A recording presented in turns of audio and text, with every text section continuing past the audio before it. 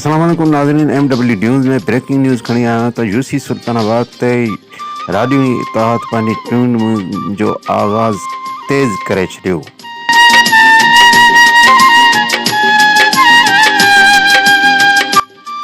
Motorcycle car जी rally जी सूरत में मुख़्तलिफ़ ॻोठनि में चूंड मुहिम दौरान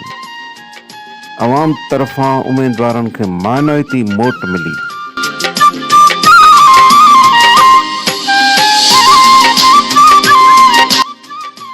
जंहिं जाइ ते उम्मीदवार पहुता पे उते खेसि मनाइती मोट ॾिनी वई। ज़बरदस्त आदरभाव कयो वियो ऐं उम्मीदवारनि समेत अॻुवाणनि खे अजरकूं पिणु पारायूं वयूं।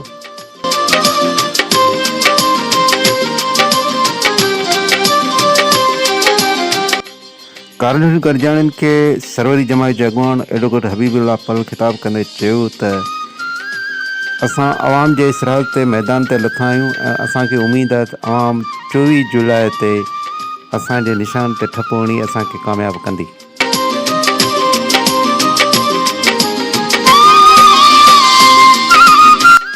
उन मौक़े ते चेयरमैन ज़हीर अहमद पल, वाहिद बख्श बिरोही, वॾेरे अब्बास पल, वॾेरे मुश्ताक पल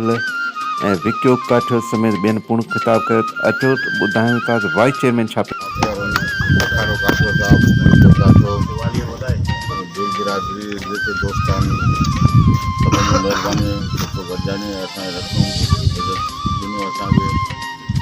जी सभी दोस्तों खे ख़बर आहे इलेक्शन जो माहौल आहे ऐं अॼु निकिता आहियूं त हिक ॿिए साम्हूं निकिता आहियूं छाजे करे सभु दोस्तनि खे ख़बर आहे इहे ग़लति फ़ैसिलनि जे करे। जी सभी दोस्तनि खे ख़बर आहे त 5 साल अॻु में जेके फ़ैसिला थिया हुआ मरून सरदार लियाकत पल पैनल ठाहियो जे खटल पैनल उन्हनि जे फ़ैसिले ते वाइदे वचननि ते असां खटल पैनल उन्हनि खे ॾेई उन्हनि इहो चयो त अॻियो वारो आवाज़ ॾींदासीं ऐं हिन वारे ते सभिनि खे डाज में रखी न के राज खे सलाह मशवरे में वरितो न कंहिंखे एतमाद में वरितो, पंहिंजी मर्ज़ी सां वञी पंहिंजा टिकटूं वरितऊं ऐं उन जे करे अॼु आम सां